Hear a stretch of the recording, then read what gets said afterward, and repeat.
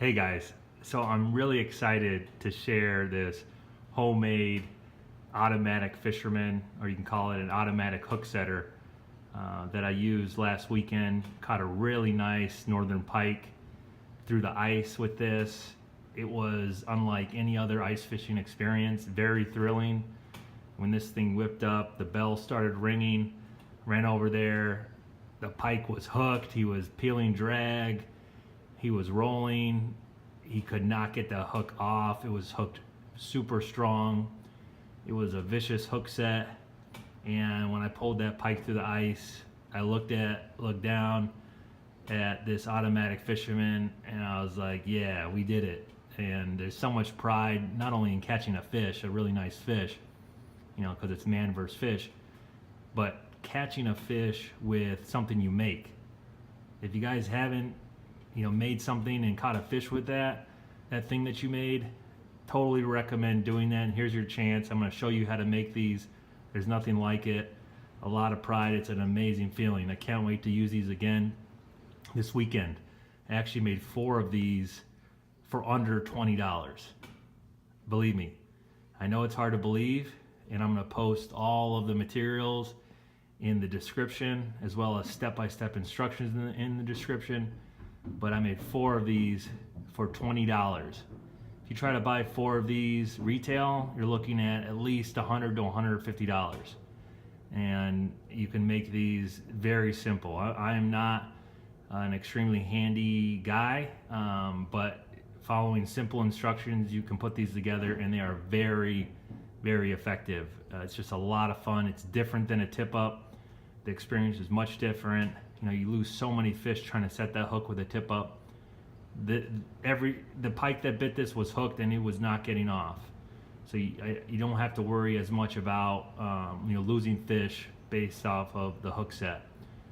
So before I dive in to show you guys exactly how I made this, I want to give a quick shout out to all the other fishermen on YouTube who posted videos on how to make these types of homemade machines.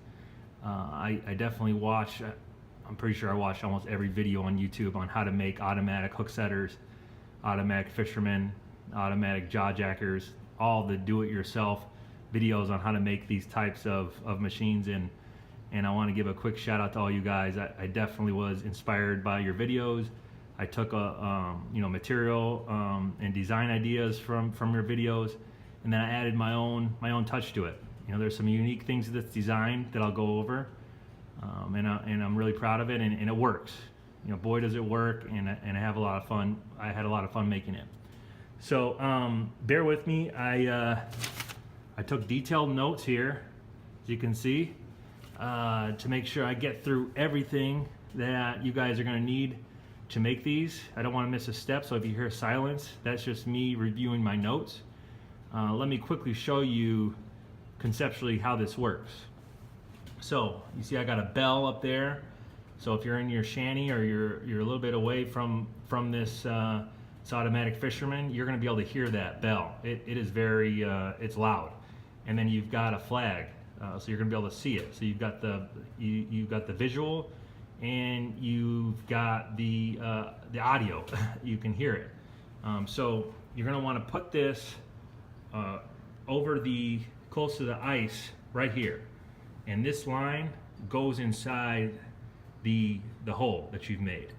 And when a bass, pike, even panfish, whatever fish you're fishing for, and you've got your bait in that ice hole, when they take the bait, and this is very sensitive, that's going up, and I'm holding the line because that would have flung up, and I actually have a hook on this. I don't want to get hooked, but that flies up.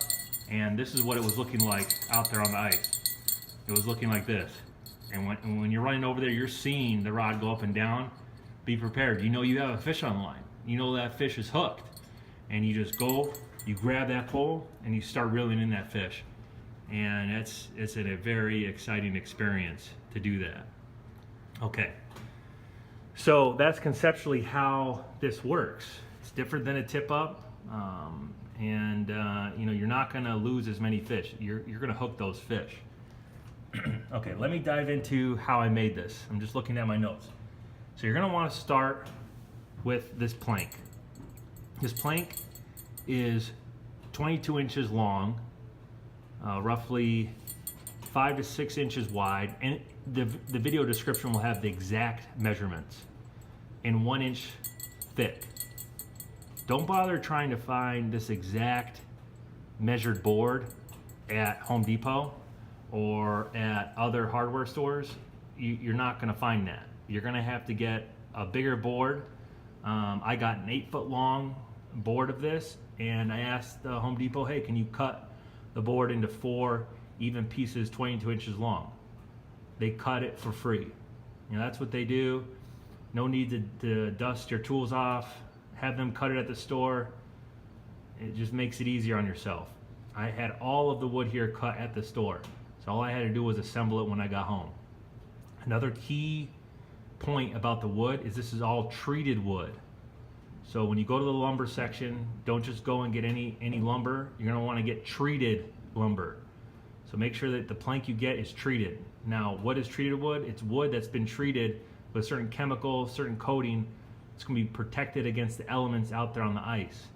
It's going to last much, much longer. It's going to withstand the ice, the water, the conditions. And if you don't get treated, it won't be the end of the world, but it's not going to last as long, and it's going to limit the longevity of this. I have the utmost confidence that what I've made here is going to last years. It's solid materials. It's solid wood, solid PVC, and then metal. Solid materials. But make sure you get treated wood. It's not going to cost you anymore. It's not going to cost you anymore to get cut. That's free, and getting treated wood doesn't cost you. It's just a different type of wood. Make sure you get treated. Okay. Moving on. The next step is attaching the PVC. That's a standard PVC pipe at the back, which is 1 1/4 inch thick.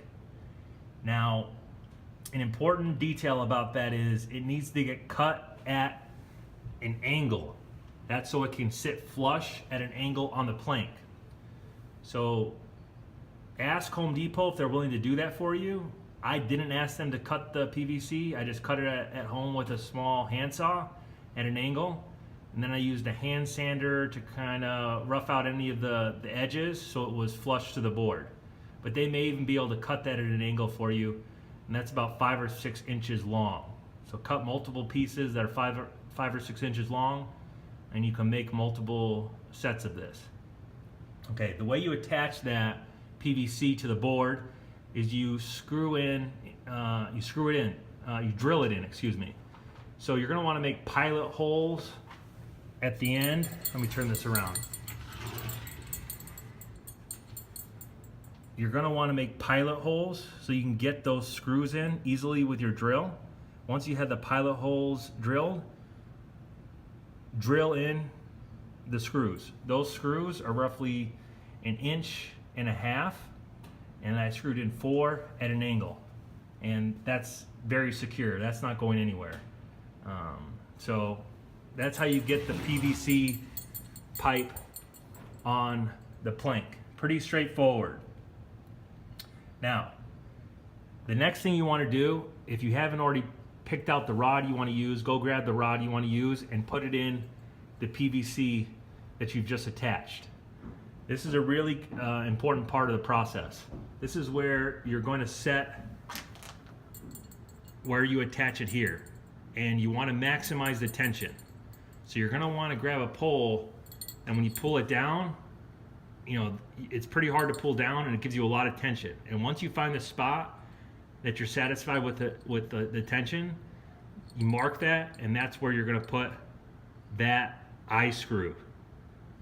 So you don't want to use a very, very sensitive small little rod. You're not going to get enough tension to get a vicious hook set. Use a medium to heavy rod so you're maximizing the tension that you can get. And then mark where it bends, roughly mark it. Doesn't have to be exact, doesn't have to be a science, just mark it. And then I'll show you this. Once you've marked it, that's where the eye screw is that I've marked. You put that in, And I hand screwed this in, and you just screw that down. There's a circle on one side and there's a screw on the other side. And the exact item I used, there's a link to it in the description of this video. I have a link to every single item that I used. So you can copy and paste the description into something, print it out, make it easy on yourself, and you can get every single item that I used in this video. Oh, great. So now that you have that eye screw in, and it's at a point where it's going to give you the maximum amount of tension based on the pole you're using, we can move on to the next step. Okay, the next step is attaching the keychain ring to the eye screw. So this keychain ring here, we just loop that through to attach it to this eye screw, and now it's here. I'm going to wait to go over how to make this trigger mechanism till we get through a few more steps. I'll also include a photo of this at the end of the video next to some measuring tape so that you get some help in terms of the dimensions. I struggled a little bit in other videos to see what the dimensions were on this, but the picture I have at the end of the video will definitely help you with this, but I'm going to hold off for now on how to make that. Okay, you've got the eye screw in, you've got the keychain loop in, you've got your board, your PVC. Next, you're going to want to attach this balancing mechanism. Now this is on the board to make sure it doesn't get kicked over. If it does, that's there to stop it, that's there to stop it. It's also peace of mind. Hey, maybe you hooked into a state record, make sure it's not going to pull this whole board into the hole. Maybe you're doing some pier fishing, and we'll get into how you can use this to do some pier fishing. This can be put up against a pier, and it prevents this from going over the pier if you've got a railing there. So to attach that to the board, very simple. Let me just get down and show you. It's just attached with a bolt at the top, and the size and length of that bolt is in the description, and a nut at the bottom. You see that there? And you just screw that on. Once you make a hole all the way through both this and the plank, you slide that through and you just attach, screw on the nut. Now, what I like about this, not only that it's protecting the whole mechanism, but easy travel. Just slide it like that, and you pick that up, and it goes right in your car. You can, I was putting 4 of these in the back of my car, no problem. It's easy to travel with that, easy to slide out when you're ready to fish. Great. So you've got that on, and it's roughly 14 inches long, and then the other, and I think that's about an inch, inch and a half, maybe 2 inches thick. But check the video description for the exact measurement of that piece. And once again, don't try to find this exact measurement, this is the exact length. Buy a long piece, it's very cheap. This is treated as well, and just have Home Depot cut a 14-inch piece. Cut, multiple multiple pieces of 14 inches. You can make multiple of these. They'll do it once again for free. Okay, now a key feature of this design that I did not see in other designs is this back piece. As you can see, the board is elevated and sits somewhat at an angle upright, and it gradually elevates up. This piece is just excess from this that Home Depot allowed me to take, because I bought a long piece of this and they cut these smaller pieces for me, roughly 4 inches long.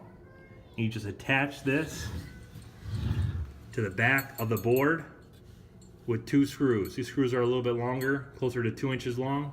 Now, you're probably wondering, okay, why do you need that? The other videos on YouTube didn't talk about that. Why are you adding that extra step in your design? There's a few different reasons why I added that after watching all the other videos and thinking about this design. One, especially if you're going to be ice fishing, that's going to prevent that board from freezing to the ice. If you're getting into below zero weather, like we get in some of the states in the Midwest, like Wisconsin, that board's gonna freeze to the ice. And it's going to be a pain to get that off. And it might even chip the wood. You might even get frustrated and try to pull it in a certain direction and break it. Although it is very sturdy, you just don't want to go through that. So that's going to prevent it from freezing to the ice. The other thing that I noticed, I haven't proven this, but I think it gives it a better hook set. It puts it at a really nice angle, and I didn't lose that pike. It was hooked very well. I think that elevated angle gives it a better hook set, but hey, that might be in my head, but I'll give it credit. And then third, and I think this is a unique feature of that, is that you can actually use this now to pier fish or other forms of fishing off of a ledge, where you might have a quick drop off right off an edge and you do some jigging. Now you can actually use this to auto fish off of a ledge, where that could attach to the metal on the ledge, or you could attach maybe a bungee or some other snap to the ledge. And let me give you a better angle. This would just hang over that ledge, and you could even get very close to the end of that ledge and have it hang off of that ledge without the fear of it falling over, because it's going to snap there. Now, I might post another video of how I use this to pier fish, and now you have something that you can use all year round to pier fish with an automatic Fisherman. So that's a really cool feature of that. So great, you've attached that back piece. Pretty simple, just two screws to do that. Now let's move to the trigger mechanism. This piece right here. And once again, at the end of the video, I'm going to show a close-up of that. This is really simple to make, guys. This is just a standard metal coat hanger. Make sure you get pliers. You want to cut that with precision, and you want to bend it with precision. And you're going to want to get pliers, preferably pliers that can cut a metal hanger easily. That's what I did, and that's how I made that. So take a look at the end of the video of the close-up picture. You'll get a better idea of how you bend that. You get a better idea of how to make it. And a key point, I was just reviewing my notes. You're going to want to make sure you're not going to use too thick of a hanger. If you use a hanger that's really thick, it's going to affect the sensitivity of that hook set.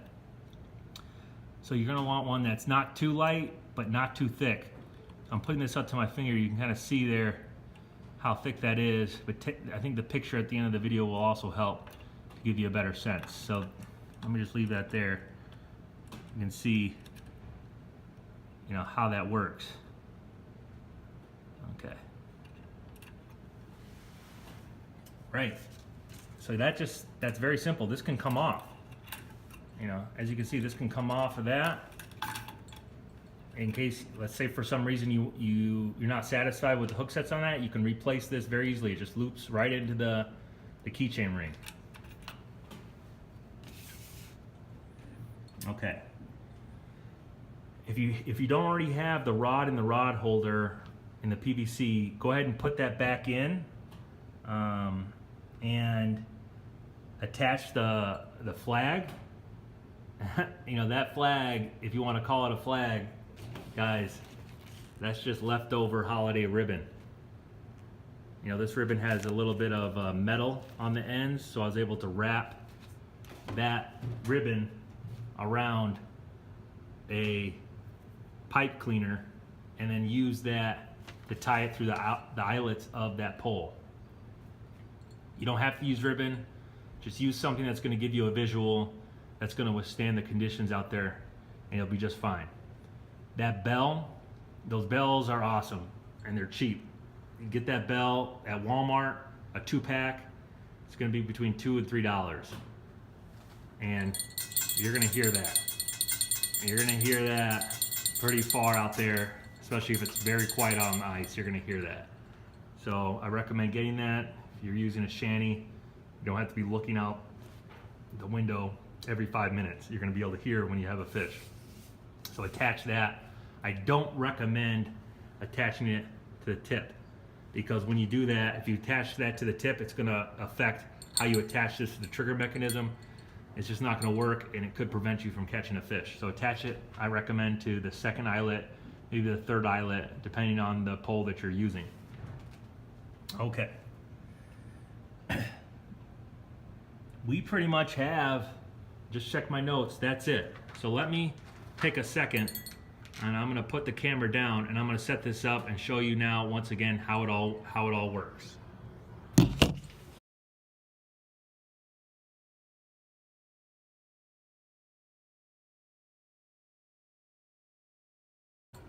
Great. There it is. That's attached to there. You got your line coming out there, coming down, hanging there. It's all set up. Fish bites it. You hear that? I mean, that's loud. I'm holding onto the line, but that's loud. It's a vicious hook set, and you're gonna hear that. And guys, reel in that fish. You're gonna have so much fun. You can hear it in my voice. I'm excited. Sorry if I was moving the camera around a lot, and that's why if you didn't get what you need from this video, go right into the video description. I put step-by-step instructions in there because I want you guys to make these. I want you to have fun. Also, ask me questions. If you guys are struggling with this, put a question in the comments. I'll reply to your questions. If you want to shoot me an email, you can email me. It's Mike, that's M-I-K-E, at tryfishin.com. That's TRYFISHIN.com. There's no G. It's tryfishin.com. So feel free to email me. If you guys want to email me pictures of the fish you catch on these, that would be awesome. And if you do, I'll make sure to post the pictures to our Facebook page, our Instagram page, and I'll give you a shout out on YouTube. So good luck. I hope you really enjoy these. Have fun. Get out there and go fishing. Let me know how it goes. Take care.